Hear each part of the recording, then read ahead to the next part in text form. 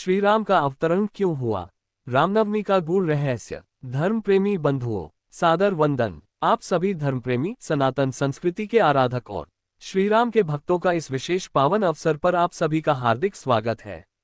आज हम बात करेंगे रामनवमी के पवित्र पर्व की, इसका पौराणिक महत्व, इसके पीछे की दिव्य कथा और इसके आध्यात्मिक रहस्य के बारे में।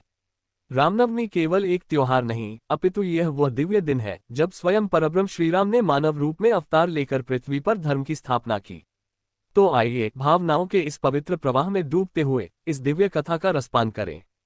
रामनवमी का महत्व। रामनवमी का उत्सव चैत्र मास के शुक्ल पक्ष की नवमी तिथि को मनाया जाता है।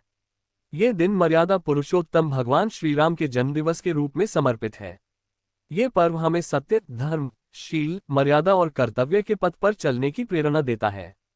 भारत के हर कोने में, अयोध्या से लेकर दक्षिण के रामेश्वरम तक, इस दिन को बड़े ही श्रद्धा और उल्लास से मनाया जाता है। पौराणिक कथा। श्री राम जन्म की कथा। 1. अयोध्या नगरी और राजा दशरथ का संकल्प। त्रेता युग का समय था। सरयू तट पर बसी अयोध्या नगरी में इक्ष्वाकु वंशीय राजा दशरथ राज्य करते थे।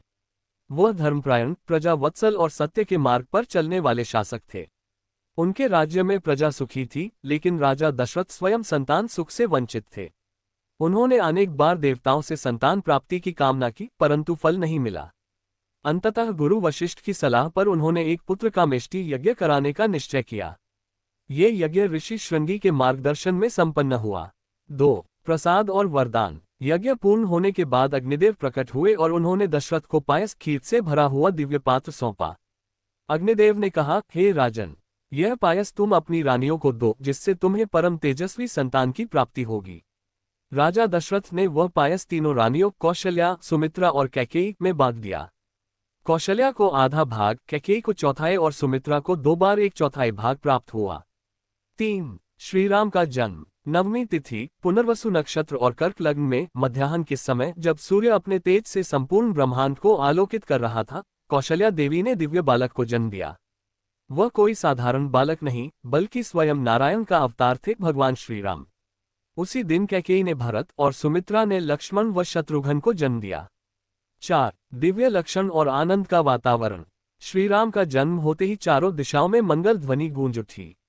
देवताओं ने पुष्पवर्षा की, गंधर्व गाने लगे, अप्सराएं नृत्य करने लगी। अयोध्या नगरी दीपों से जगमगा उठी। हर घर में हर्ष और उल्लास था। राजा दशरथ ने पूरे राज्य में भव्य उत्सव का आयोजन किया। नगरवासियों ने श्रीराम के दर्शन कर अपने जीवन को धन्य किया। रामनवमी का आध्यात्मिक अर्थ। रामनवमी केवल भगवान श्रीराम के जन्म का उत्सव नहीं है, बल्कि ये दिन हमारे जीवन में धर्म के पुनर्जन्म का प्रतीक है।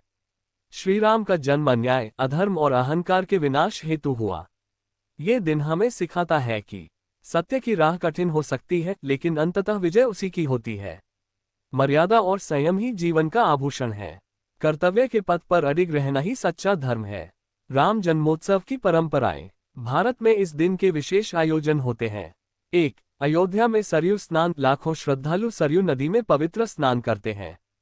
2. राम जन्म की झांकियां। नगरों में शोभायात्राएं, रामलीलाएं और भगवान के झूले सजाए जाते हैं। 3. रामचरितमानस का पाठ। भक्तजन श्री रामचरितमानस के सुंदरकांड, बालकांड आदि का पाठ करते हैं।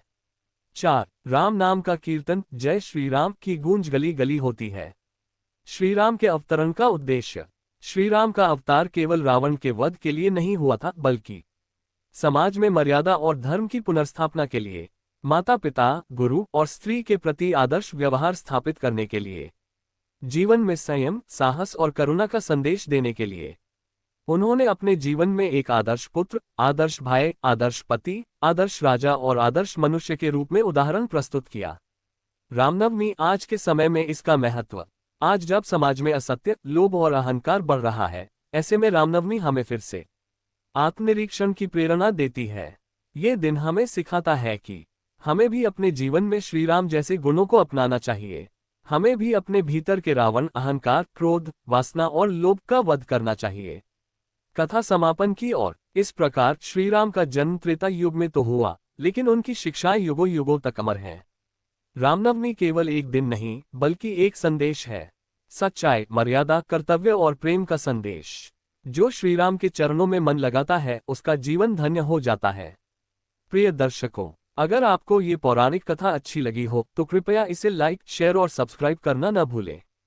आपका एक छोटा सा समर्थन हमें और भी प्रेरणा देता है कि हम सनातन धर्म की अद्भुत कथाओं को आप तक पहुंचाते रहें। कृपया कमेंट में जय श्री राम जरूर लिखें और बताएं कि अगली कथा आप किस विषय पर सुनना चाहते हैं। जय श्री राम।